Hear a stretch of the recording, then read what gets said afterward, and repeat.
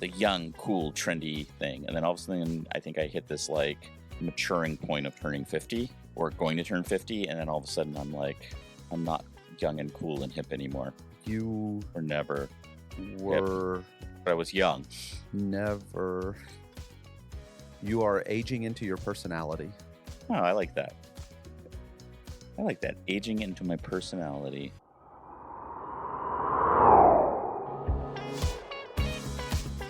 All right, we going?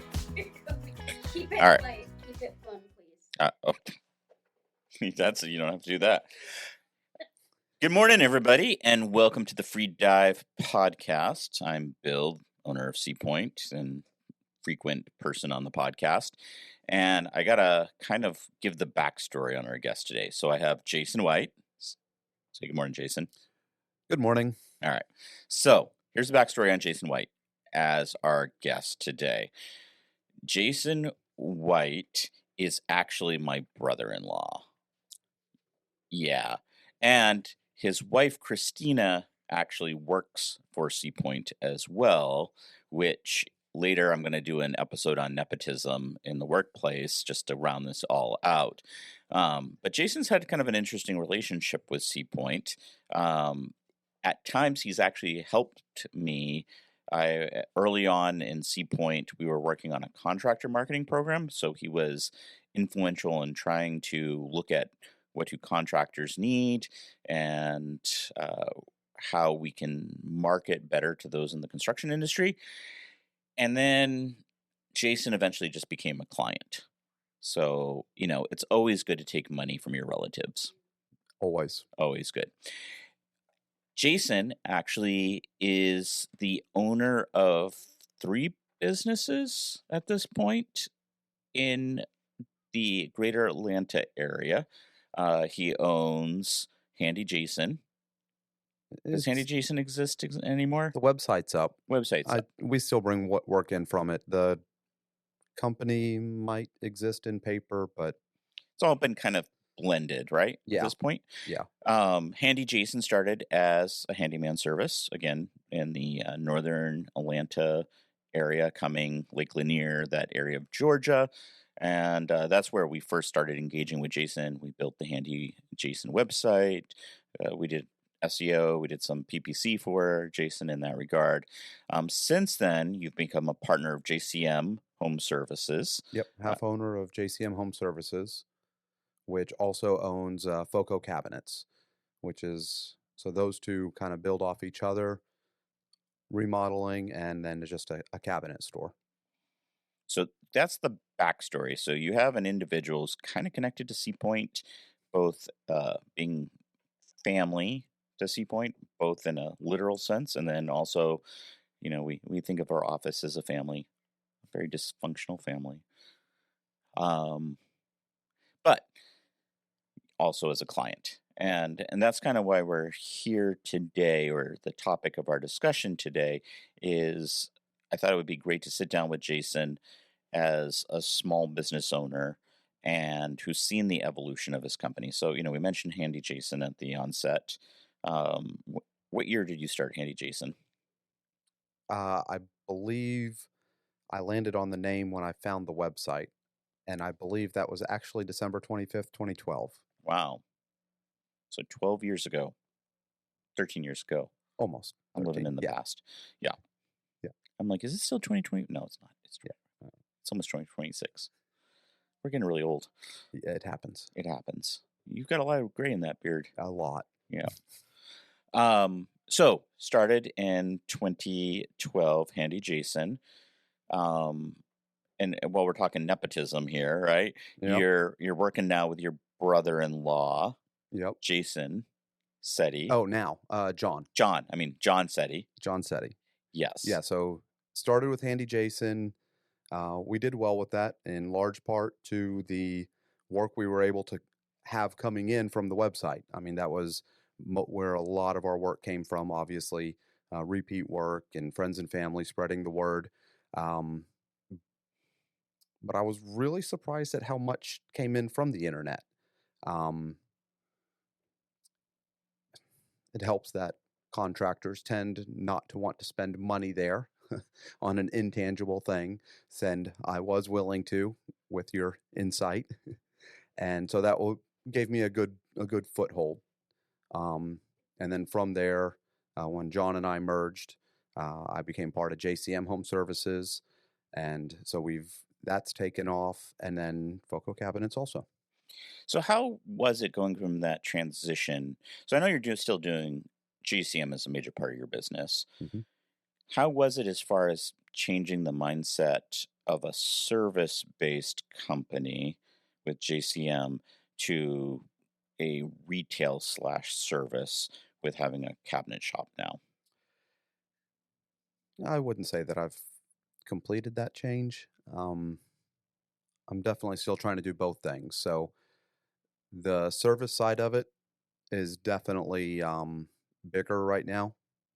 So that's what we're doing. That's what's keeping a roof over our heads, and the cabinet is the goal.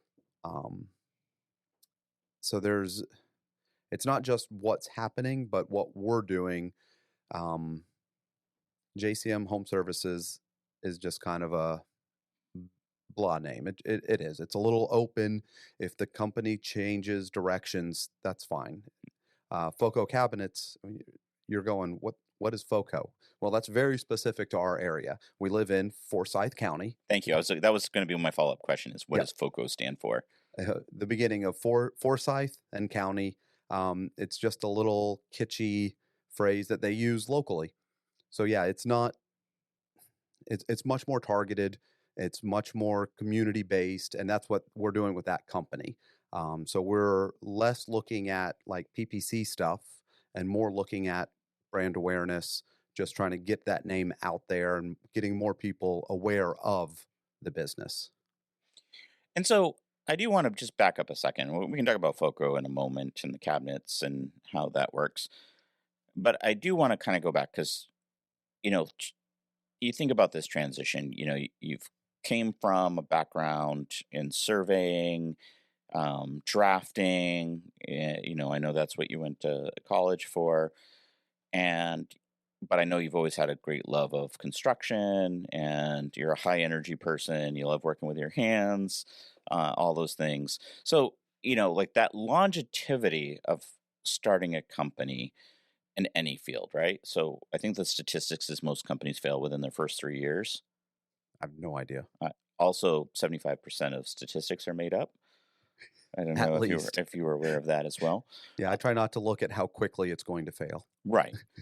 But it is true. Like the majority of companies don't gain that momentum. And so, I thought that was a nice idea to have you on the podcast because you're involved in 3 different companies that have all been successful. And even like the Handy Jason, it's not that Handy Jason failed and you went into JCM. It was a strategic decision in order to Grow. Yeah.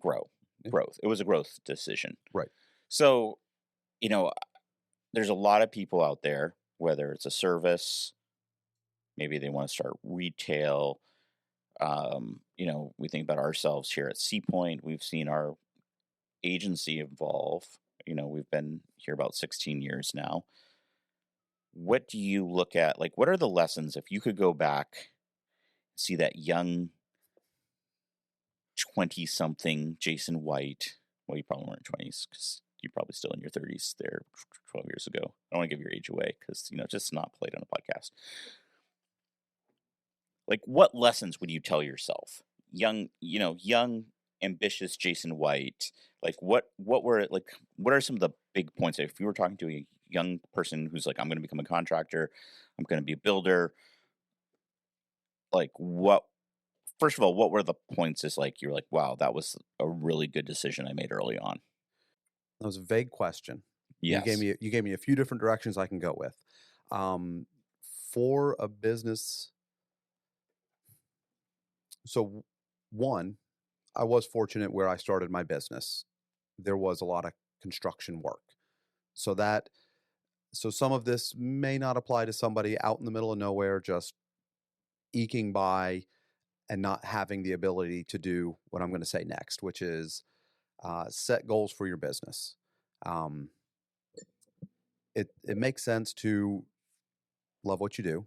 So sometimes you might be able to say, hey, I prefer this line of work. And that's no matter your business, you're going to get a wide range of what you're doing, and you're going to have the ability to focus it.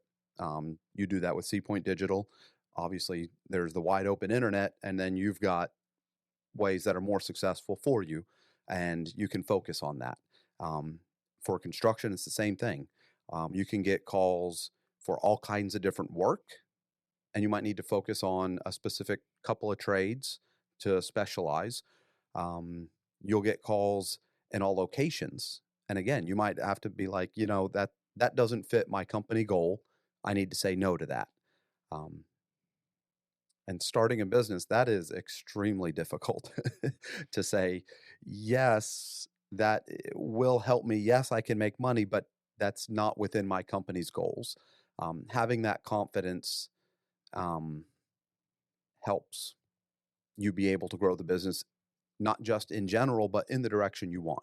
So have a business goal and do make the decisions to say no sometimes. I've seen because I've had friends in the business and they didn't do that. And at times they would take work that was too far away, or that paid too low, or wasn't what they were really good at, because they felt like they had to, because they were on a slump in work, or they had a slow season or something. And then the good work came along and they couldn't get to it because they were stuck with something that didn't fit their company goals. So having those goals and sticking to them. Yeah, I can completely relate to that, because it's, at C-Point, and there's been times where I've been very excited about projects. I think one of them that you were helping me with early on was I really wanted to make a marketing product for contractors. And boy, I sunk a lot of resources in trying to get that up and running. Yes, we did. We did. But, in the end, it wasn't something that was viable with our skill sets and reaching the right audience. And, and that was something we had to realize, like, you know what? Our focus on insurance companies, our focus on banks, has been far more effective than, again, where we may have had that affinity for a specific market, having to make that pivot. Yeah, that does go with it. You can't set an unrealistic goal and stick with it. Yeah, but I think you will have to adjust the goals. And taking that time to really analyze and pivot. Mm-hmm. And sometimes it takes honesty, right? Definitely. Because sometimes you might be like, oh, I want, you might be like, I really want to pursue this type of work. And if it's just not, if your margins aren't good, or it's, it's not returning what you needed to return, it's, you got to pivot. Yeah. What's the most unhinged thing that's ever happened to you on a job site? You're like, that I can talk about without the lawyers involved. Someone that wanted to pray with me that the new roof shingles matched the old roof shingles. Did it work? I don't know. I said that doesn't align with my faith, and I'm not going to do it. Or did the shingles match? I don't know, because she refused to. She fired me after that, and I was okay with that. Wow, that's wild. that was an odd one. We're going to pray for the shingles. No, thank you. And then the next day, anybody that's not going to pray for my shingle color, I'm not going to work with. That's just fine. I mean, Jesus was a carpenter, right? Yet, of all the prayers that I read about Jesus, shingle color was not in there. Yeah, but so I stand by my decision. We don't know about his early carpentry, skills. If he wasn't like talking to his father, going, "Make this dovetail work. Make this dovetail work." Just. Okay, well, now that we've gone into blasphemy for work blasphemy, it had to happen. Do you wear shoes and socks when you're at work, or is this just a podcast thing? I do. Yeah. Now. Yeah. One of my friends is a few years older than me, not a huge amount, but he loves to tell the story when he's like, Jason, get off the roof in flip flops. You cannot nail shingles in flip flops. And I'm like, there's just a couple left. That was quite a long time ago. So yes, now I do wear shoes on the job site. Because that would have ruined your foot model My foot modeling. aspirations. Yeah, your foot Yes, modeling yes. aspirations. It would have. You know, you can still dream, I can see, but yeah. All right. So while we have you here, Jason, and we're talking all things contractor and you know, we're talking about business, but let's just pivot and talk about your actual expertise. What home trend do you want to see die as quickly as possible? I don't mind trends. But what if there was like a So home trend? You're just like, oh man, this is the worst, and people are going to regret seeing this in their house 5 years from now. Or do you have to be cautious because you're going to put something in? And I don't get bothered by what people do in their house because it's not what I would do. They're still paying me to do it, so even if I don't like it, it's their vision. And here's the other thing with trends. See, as contractors, we like trends because then you're just when the trend goes away or a new one shows up, you're just gonna pay me to come back and undo it or redo it. And so I like trends. I don't like wallpaper. I will say that. I don't like wallpaper. Is your It bedroom has wallpaper? That adds legitimacy to me not liking wallpaper. Did you just do that because you love your wife? Yes, that's why. Did you Nagging just had nothing to do I with was it. about to say, did you just do that so you'd have more peace at home? Did you just do that because you know that you don't sleep in your own bedroom anymore? You see, you also being married to a more girl, girl. being married to my wife's twin, you already know the answers to all of those questions. That is true. I would wallpaper my bedroom if Do you? I'm not going to ask you the same set of questions. no. You know, I honestly thought this podcast would be more unhinged. We're just so well behaved this morning, and I don't know if it's just because we're filming this on a Monday morning, and our caffeine intake has not hit maximum velocity yet. Maybe we're both being good and holding back. I don't know. Maybe we're just growing. Well, I've been maturing. Yeah. Yeah. Maybe this is what 50-year-old Bill's like.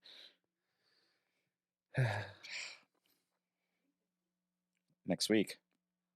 Yeah. Is it causing introspection for you? It is. I'm sorry. You know, I will say this, like, we're joking around about turning 50. You know, like, especially in the internet marketing world, and digital and all things technology. Where's your oxygen? Yeah.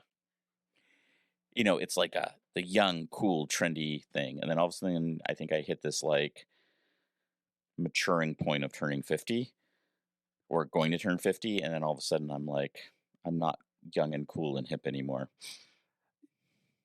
You were never were hip, but I was young. Never. You are aging into your personality. Oh, I like that. I like that. Aging into my personality. So let me ask you this, Jason. Where do you see your audience and home services? All right. So if we have people listening that own a home service business, where do you see your audiences right now being influenced to make decisions? Demand. I think a lot of contractors, a lot of remodelers follow what the demand is. Right, but I mean, like, where, like, Susie Homemaker, like, I want to do a bathroom remodel. Oh, I was going to get to that. Oh, all right. We don't direct them. Yeah. They see stuff. They see stuff online. They see Pinterest. They watch HGTV. They Yeah, see but how do pictures of what their I friends guess what I'm do. saying is how are they getting to JCM at this point versus Oh, that is Bob's? not what I understood your question to be at all. Yeah, no, I'm saying like Okay. where are you seeing people making their decision? Not like why are people getting double sync vanities because they saw it on Pinterest? I mean, why are people calling JCM versus calling somebody else? So I'll be honest, one thing that I wish we had a better online presence of is Google reviews. We don't have a lot. We have some. They're mostly positive. Everybody has like the one negative. I think that's what we've got. I haven't looked recently. Um, but when people contact me, they regularly will say your reviews look really good because they do read that. And it's funny. John and I were just talking about this. I think 2 weeks ago that we've kind of gotten away from asking for reviews. Um, so I need to get that link again, and of course, trying to get signed in. You got to re-verify, and everything's a process online these days. Not your question. Well, that's why it's so helpful when you get those 15 phone calls a day with people asking you about your Google listing. Yeah, I answer every one of them. I Yeah. give them my social, my credit card, Yep. no. You need a reputable person, not a fake reputable person. Right. I like messing with those people myself. And now for me, because like I get it right here at Sea Point, right? I get those same phone calls like 10 times a day, like the auto dialer, like your Google listing. We've been trying to reach you about your Google listing. And I answer every single one of those. Partly because I think that they get charged per phone call they get. Oh, It's like every time someone actually talks to them, I think they get like whoever's set the auto dialer, those is, companies get is that charged another for. statistic you made up? Yeah, 100% another statistic. But I also figure like if I'm keeping a scammer occupied, that's one contractor who's not getting scammed. So I'm like, all right. And I love it because it's like I wait to see how many seconds before they hang up on me when they realize who I am and what I do for work. And I love it because it's like they're like on the auto dialer that like they've obviously got a screen and they're looking up who this auto dialer is called and they're trying to be pleasant and like, did you know that we've been trying to reach you? Yeah, we're here to help you with your Google listing. And I hear them like as they're like, yeah, and then all of a sudden the phone, like they don't even say like goodbye now, they just the phone Oh hangs yeah, up on, and I love that. Like, yeah. I did a little bit of that while we were trying the business marketing for contractors, and I'd try the cold calls, and it did give me a little sympathy now when I get them because I get the auto dial far away, but then there's some more targeted people that they're like, hey, and they might be in the region, yeah. and did a little research and they're calling, and Well, I I mean, do that's hate it different. for them because Like, it is like a terrible way to start, but that's what they have to do. right. I get it. But I do like listen to them for a minute and then I let them know, well, my brother-in-law does my digital stuff. He does a really good job. I'm not looking. And they're like, well, if you family, yeah, you're not going to step away from family. No, I'm not. All right, have a good day. So I'll get a hang up, but most of them that usually kind of cuts that conversation short. They're like, if your family ever gets separated, Right. They're looking for yeah, some separation in our family, and then I'll be then they'll retargeted. swoop in. No, it's true. Like there is a difference, and for the podcast listeners out there as well, like there is a difference between the auto dialers and then Right. people that work in sales. And working in sales, that's got to be a demoralizing slog of I, especially like software sales. And yeah, yeah, there's a lot of things I don't know how people do it, and what's getting me is now the introduction of AI into that process. Because it used to be, all right, so like my email inbox, right? I get probably 5 emails a day asking me if I want to sell C Point. And I probably get 10 emails a day of someone who wants to get me leads. And they all now, and in the past, I was like, it's lazy, but you sent me an email directly, and I realized that's just a copy and paste of, and maybe you just sprinkled in like, hi, Bill, you know. Yeah. Yeah. And now with AI, it's even worse because it's like AI is like, hey, I saw you did this X, Y, and Z about, I saw you had a really great success story with Berkshire Bank, for instance. And it's not that they actually read it. It's like they have an AI system that's now just scanning my website, and I'm just like, Telling them what to say. Yeah. yeah, and it's just writing the emails for them. Yeah. Yeah. Yeah. We think in our business, oh, that's all right. But now the new Neo thing, I don't know how that's going to help me. I don't know how I'm going to justify buying one of those little robots and affixing a hammer to it. But there, I'm going to find a way. Well, what's funny is those robots. Okay, let's talk about the Neo. I All right. love that. I think the Neo is one. I think the Neo is adorable, right? Of course. It's like the design on that is great, right? Like Yeah. they took a humanoid robot and they actually made him non-threatening. Like I'd want to hang out with a Neo, like if I was gonna have a robot, like look, he looks like he's made out of cotton, like he's like, like it's just like, oh, he's warm and fuzzy. We've got all these movies with all the robots are rising. Here we go. All right, the most non-threatening looking, Flannel adorable, wearing, robot. But if you and I'm going to give it a hammer. if you read about it, okay, I'm getting back to your hammer thing here though, Okay. because if you read about it right now, the robot is not actually a robot. It is somebody controlling it, like wearing a meta, looking through the eyes and controlling it at this point.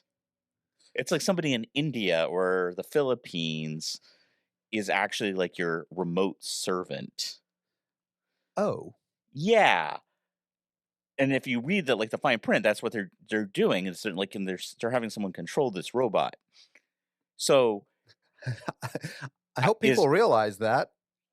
Yeah, right. Like you have this person like walking around your house and seeing you in your underwear because you're thinking that hopefully, yeah. Um, yeah, I can't imagine like how they pitch this like in the third world country of like, we're gonna have you put on this headset and walk around this rich person's house and vacuum for them. But like you in construction, right?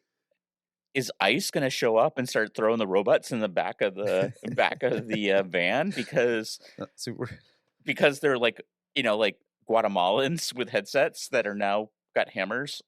Yeah. See the Guatemalans, as long as they're in Guatemala, it's okay. With an Oculus on. Yeah, exactly. And hammering away. And really, a lot of them could probably have 2 or 3 on at the same time. That is true. Productivity is going to go up. Productivity. It's a weird world with that. Yeah. And I was seeing someone posted something about a hotel did the same thing, similar, like the idea, like they've got somebody in India with their check-in disc, and it's just a big screen now, and checking people in, and it's like these remote jobs. That was the bank, one of the banks for me the other day. Went in to make a payment, and there's a kiosk. I'm like, oh, I'm not quite 50, but I'm up there. And I'm like, wait, I don't give this to a person? Nope, you just hit the button. And I'm, of course, you see the age, so I still ended up with a person coming. No, I'm sorry. There was get help. And then a person showed up and they've got a headset and I have no idea where they were. And they're just like, oh, you just press these buttons. And I could have done it all on my own, but no, there's the remote work thing is really neat. It's and it's more like acceptable when you know that it's a person. It's when they try to make it seem like it's technology. It's not going to take long, or we're not going to know the difference. We're not going to know the difference, but it does crack me up because there was a couple early on AI companies, and it turned out that it wasn't AI at all. It was just like 40 people in the Philippines answering your questions. And I read about that. It just cracked me up. Yeah. But it is interesting I think, in the political climate right now, right? Because, not straying into politics at all, but there's definitely this sentiment, on about like American jobs and some of these things, and deporting people, and I imagine that's a huge topic in your industry, in construction. So Not specifically re you, but I mean just like the industry itself is impacted. remodeling and new construction are pretty separate, and I think that's going to hit new construction More. a lot more. Um, But like with our business with remodeling, we're in somebody's house, so we're a lot more careful about who we bring in. Yeah. Um, we use smaller companies. Right. We use a lot of it is people we've known for a really long time. Um, with our business, we actually can't use illegals the way our business is set up. Um, Well, and not just the yeah. legal, not just the legal. Oh, you got to find a way around. They're not going to be on our site, so it's Right. that really isn't going to affect us specifically. But yeah, as it affects the new construction, And yeah, I and don't know and what I, it's and going I, to do. and I don't mean this in a like to go down a political hot topic here, but I But but I do think it's interesting. Right now, the focus is on people from other countries taking jobs, right? But if the symptom is going to be the exact same when automations with some of these AI systems, and they talk about that, like right now AI is just in the informational space. And I love because you'll see people who make like TikToks, and they're like, no one's replacing me welding a beam in the rain, or no one's replacing me running wires, or no one's replacing me doing have you ever seen a car get built? right. Robots have been doing that a long time. And that's what I mean. Like, there's going to be automation that's going to impact these real world jobs, you could say. Yeah. Blue collar is going to get automated, just like, I think a lot of people in blue collar jobs are like, I'm safe from where technology is heading because I'm No, I'm bringing Neo in.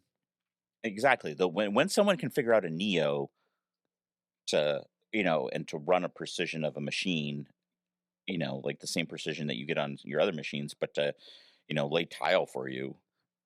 Like, why wouldn't you bring a neo in to lay tile for you versus hiring it out at that point?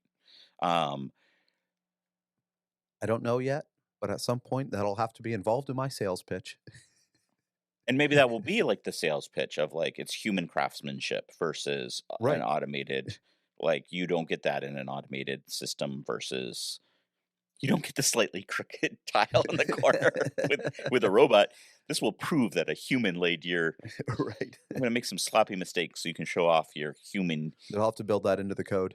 Yeah, that's what they'll do is they'll build that and they'll build that level. It's kind of like It's the slightly misspelled email. exactly the slightly misspelled email, so that makes it look like. Or my favorite is the emails that are totally AI generated that say at the bottom, "Sent from my iPhone."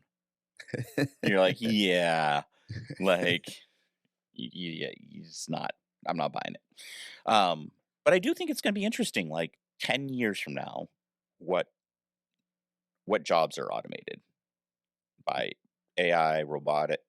And they are starting that. Yeah. I have seen little videos of a machine that could lay tiles. Yeah. They're there. It started. It's not practical because of the setup of the machine, but it's there, and they're going to make it better. Yeah. Um, Well, I was thinking like even Neo, right? Yeah. So we're talking about that. And I think that's why I'm excited. Like, I realize it's somebody in Bangladesh right now, for now, with a headset on, helping train the robots, right? but exactly, they're first not just steps. controlling it; Yeah. they're training it, and that's the point. And to me, it's like where we were with 1980s cell phone, like the guy who's walking around with the battery pack and the big old, thing there, and it's like, it's cool. I got a phone I can walk with. And, a lot of these initiatives are kind of in that phase. But like the area I was thinking about looking at that Neo, Can you imagine what it's going to do to the long-term care industry? Like how expensive it is if you're a person in your 90s wanting to stay at home, 80s, 90s, wanting to stay at home with medical limitations and the cost associated. So us, working with marketing and insurance, we think a lot about insurance products. And to me, like one of those insurance products that has become incredibly expensive is long-term care insurance. And, for the actuaries to figure that out and to, understand how much money has to be put away for one of those products so that, when you are 70, 80s and you have a stroke and now so you can stay in your home to have somebody come in your home 24/7. But we get to that point in 10, 15 years, it's not having a person in your home, it's having the descendant of Neo who's has medical training, he has home health, he's monitoring your vitals. Like whoever the actuaries, it's got to be a really interesting thing for actuaries right now where they're trying to plan what that LTD product looks like and costs associated with it, because you and I, if we get to the point where we're retiring and we haven't entered the Mad Max, society's all falling apart, and that trajectory of technology, like that's going to very change the cost. And I think in a lot of positive ways, like a person who can stay in their home and just have a robot take care of them, Yeah, I think it's going to be a huge impact. I had not thought of that, But again, but like, that'll be a huge benefit. I think in the insurance industry, which we think a lot about, like, How do they start accounting for that yeah, like now? I feel like there's a sweet spot right now that LTD is gonna not LTD, I'm sorry, but long term care LTC insurance is gonna be hugely the cost of administering it's gonna be much lower than it is now. And big corporations, they're really big on giving money back, especially insurance It- companies. it- So it's really going to give us savings. now, don't get me in trouble because that's who keeps Seapoint running is the insurance companies. So Oh, sorry.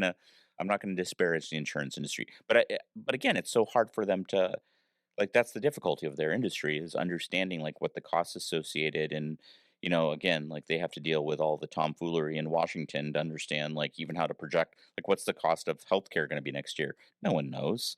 And these poor insurance companies and they're getting the wrath of people when their deductibles go up, when their premiums go up.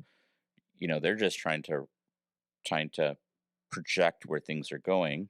And Um, keep up with all the rising costs of healthcare and right. everything else. So that is one of those weird things, though. Like everything is rising in costs, inflationary pressure. Medical costs are going up, drug prices are going up, politics is throwing a mess in all of this. So I guess there is that ray of sunshine that if we are looking at automation, like could automation bring costs down in some of these services later? And that's the I think the goal. potential is there. Yeah. Just like it might eventually bring the cost down for you to have someone lay your tiles when you've got your tiling robot. Exactly. I said the word robot a lot, and it's really funny because my wife makes fun of how I say robot. So if I'm saying it wrong, you should definitely like drag me in the comments, or maybe we can just take out a clip of me saying robot and ask TikTok if I say it weird, and then Maybe if you practice by saying it more often, robot, that'll help. robot in the distant future. In the distant future, binary solo 0011 0011 0011. Only a Perfect. niche group of people will get that reference. Okay, let me ask you, what AI model do you like the most? I have never used any of them. Actually, part of my trip up here, um, this actually within the last 2 weeks, John and I were talking. I'm pretty sure it was last week. John and I were talking about the potential of using AI for quotes and estimates Mm-hmm. and kitchen designs, because obviously with a Foco cabinet company, we do a lot of kitchen designing. Right. And not that we can, we can, in 2 months, we'll be only doing AI rendered kitchens, but we do think that there is a way, and that's actually part of my homework while I'm here, is to pick your brain about which one I should be using. But I am, I think, in a rare position where I don't use AI, any of the AI You're like a weird things. Luddite in the wild. Yeah. Yeah. I live under a rock. Which is funny because your wife is a heavy AI user. She is. And in most things, I am the more technology savvy person between us, but not with AI at Huh. all. So yeah, well, I'm old. You see the white. Yeah. Well, I mean, I'm old too, but I shaved my beard and got into AI to stay cool with the kids these days. Growing into your personality. Growing into my personality. So we can't ask you what's on your AI chat. It's blank. What's in Bill's AI? What's Bill been looking at recently on AI that he can disclose What in should I public? ask my brother-in-law about when he does a podcast with me? Oh, that would have been a good thing to ask. So,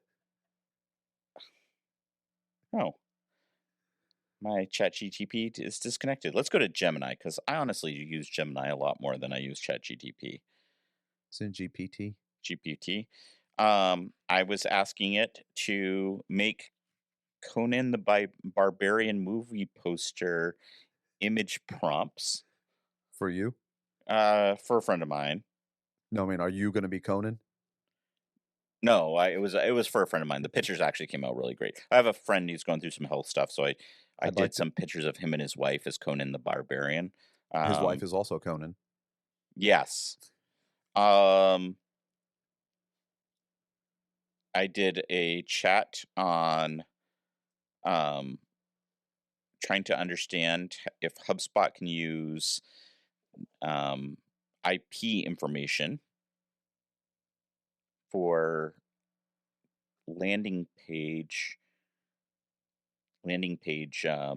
changing landing pages, smart content on landing pages by IP Interesting. businesses. So what I was really hoping to do is if you hit a landing page and HubSpot IP tool says, oh, you're visiting from Midwestern Bank, for instance, could we make it say Midwestern, like people at Midwestern Bank, just to freak people out? Turns out you can't. But it was a good thought. Yet. Yep. I was asking about the meaning of the word atonement.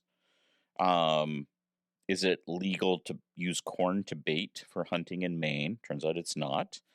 The one I really here's the one I loved. Wait a second.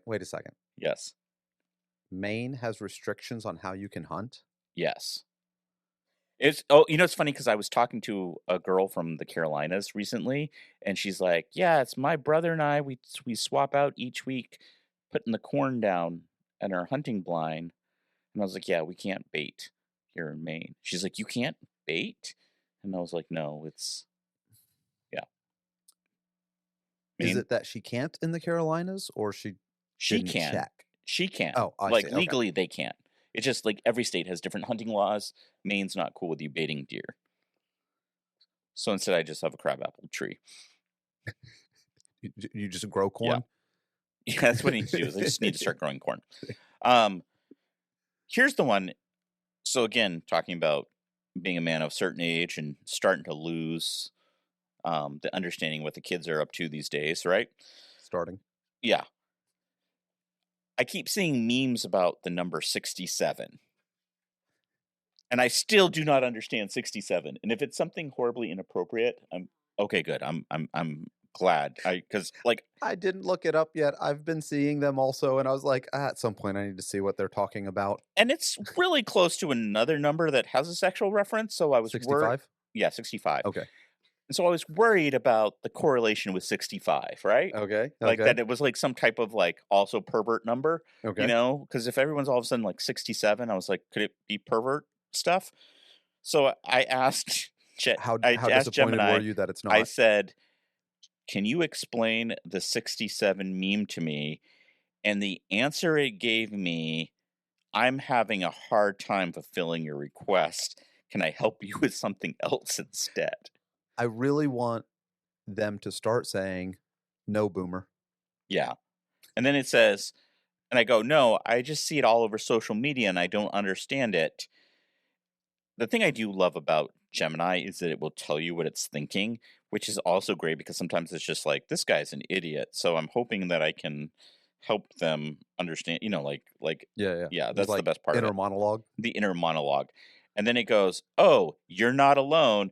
It's one of those memes that's just confusing because it's not a single joke, but rather a reference to a specific rap song and the gesture that goes with it.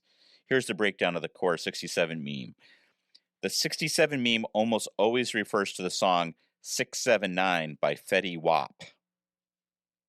And, being a longtime listener of Fetty Wap, I should have got that right away, which was a massive hit back in 2015. So I guess I just missed that completely. And then it's like the meme isn't just about the number 67. It's about the specific way Fetty Wap says 679 in the song's chorus. It's not. So you need to stop saying 67. It's just 67. 6-7? That's what happens It's just with a 67, man of a not certain age. 67. Man, that's really bet. Start saying it as 67, not 67. 6-7 is really bet. I don't know what bet is either. Hopefully, the more I try to wade into Gen Z slang, I know I'm going to say something like that's going to cause HR to get involved, or it's going to be, this podcast will be used later. Yeah.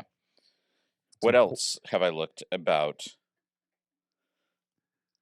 I asked it to tell me about LLM text files, which I think is going to be interesting. I asked it for hockey jersey nicknames. I asked it for podcast help. And you can see it's gone really, really well. I said, I'm the owner of C Point Digital, and we have a podcast. And then, can you describe it to me? And then it said, that's great. A podcast is a fantastic way for a digital company to build authority, share experience, expertise, and connect with your audience. And it's like, how can I help today? And then I didn't actually continue with it. I don't know. I got really distracted. So, yeah. You should ask Gemini to help you focus. Gemini could help me focus. Yes. So, yeah. That is what's in my AI. Time to get to know the team member, because I don't really know anybody that works for me well. Which is odd since you do lots of Nepo hires. Yeah, you would think you'd know them. You would think with the Nepo hires that I have. It's bad when it is either Christina or Maddie are the people that are the questions about. Oh man, I hope it is. Oh, well, ask me the question. All right. Let's find out. So we did your chat. Now we're going to do my chat. My chat is a piece of paper. Yes. This is in third person, but the first part of this doesn't apply to me. I have a phobia of spiders. Spiders. But which team member collects them? Oh, that was an easy one. That's Maddie. Oh. It's a two-part question I'm seeing now. Oh, who has the phobia? Who has the phobia of spiders? It's not me. So I know Maddie collects the spiders. All right.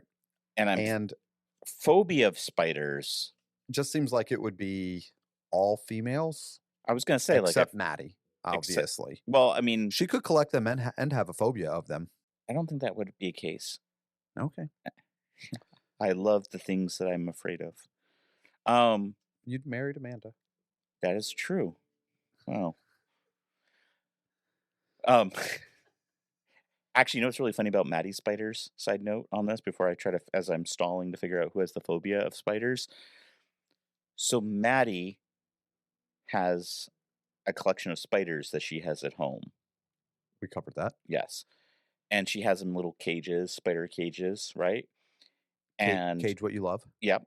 And she has them they have a finished basement, So she has them in a storage, like a wall in her finished basement. And I think it must be hilarious that the spiders that are in her basement are like, What are you doing in jail? yeah, like there's a little spider jail going on. And are they worried they're going to end up in spider jail if they put their web in the wrong place? Or are they like, oh, we're free range spiders? Yeah. Do you think they crawl over the cage and just show off? Yeah. They're like, this is what it's like outside in the world. But then they have to hunt for their own food versus, yeah. You win some, you lose some. You win, yeah. Instead of having flies, I guess just delivered to you, or I don't know. I don't know how Delivered to your cage door. I don't know how you feed a captive spider. That might be for something when we have Maddie on the podcast. Okay, so phobia of spiders. I am gonna say it's Courtney. I don't know whether or not Courtney does. Okay, but Courtney is not the name. Person listed. Not the name listed. I know Deb has a fear of snakes. A phobia of snakes. Maybe she just has a fear of all the things that Maddie loves. I'm going to go Deb as number 2. Deb may also have a phobia of spiders, but her name is not listed on this piece of paper. Is it Christy? Christy may also have... Hold on a second. Christy, do you have a phobia? Spiders? Oh, Christy does not have a phobia. Do you have a spider jail in your basement? A wall of captive spiders? No. Okay. Christy, what is your deepest, darkest fear that we can share on the internet? I'll have to think about that. It is kind of funny that we are like publicly like, would you like to know what the deepest fear of our teammates is? Clowns. It's clowns. So you're 0 for 3. I'm told that's as many guesses as you get. Yeah. So you'll have to tell me. Rachel. Oh. So you know what threw me? And I even gave you a hint by saying female. Well, that's pretty much everyone works here except for Tim. And you. Well, and Adrian. Well. And wait, no, I saw Jared's name. But Jared's not here let me anymore. back this up. And Mark. Let me back this up. And all the other men in the office. And all the other men. And Dan. Yes. But okay. Is that 5? 6? I guess what threw me off on this was I expected it somebody in office to be phobia, like because of Maddie rescuing the spiders from somebody else in the office, and we would have known that from Rachel's time in the office. But we have a buzzer where I can be like, bad excuse. Yeah, should have brought the buzzer, the HR buzzer. It's too busy right now having an HR meeting with Christina. You know, all of Christina's HR violations. If Christina had an HR violation, what would Christina's HR violation be? So what would Christina's HR violation be? Yeah. She's very conscientious about time, so I know it wouldn't be stealing time. Do you think it would be stealing paper products? from stealing Georgia? Pens. Yes. She's here working for the week. She's probably just walking around like she's gonna go home with like 30 pens. We're gonna come in next week and we're gonna be like, all the pens and sticky notes in the office are gone. Like that was really weird. I didn't realize we were so low. How'd that happen? And you're gonna hear like jingle, jingle, jingle in the airport on the way home. I am disappointed to say that I don't think I've had enough of an influence. I don't think she'd have an HR complaint. She might not. I will say, not that I think of any of my employees of being HR issues. HR bait? Yeah. Other than... Except this guy. You. Yeah. And, well, I'm gone, so... Yeah, that's true. Yeah, we're pretty Christina's probably going to be HR safe. Christina's probably HR safe. Yeah. Yeah. She's probably I'll work on my influence. I'll say Christina's probably more going to be an HR complaint versus complainer. She's probably more likely to hit the buzzer than being why the buzzer's being hit. Yes. Yes. It's good to have good employees, even if they are related to me. Yep. Yeah. So until Nepo hiring works. Until we do our Nepo podcast. Yes. Nepo hiring works. Brought to you from the 50-year-old white guy. Yes. On that note, it's been great having everybody here at the free dive. Hopefully I don't get canceled. But then you won't have to do them anymore. Fair point. Yeah. Goodbye. Goodbye. It's the end. No, it's not. There's more. There's always more. Don't be sad. You can catch our full video interviews on our YouTube channel. Come find us. And don't forget to subscribe, like, and share with your friends so that we're not sad. And follow us on TikTok. And Instagram. It'll make your day happier, promise. And we'll know if you do. Until next time.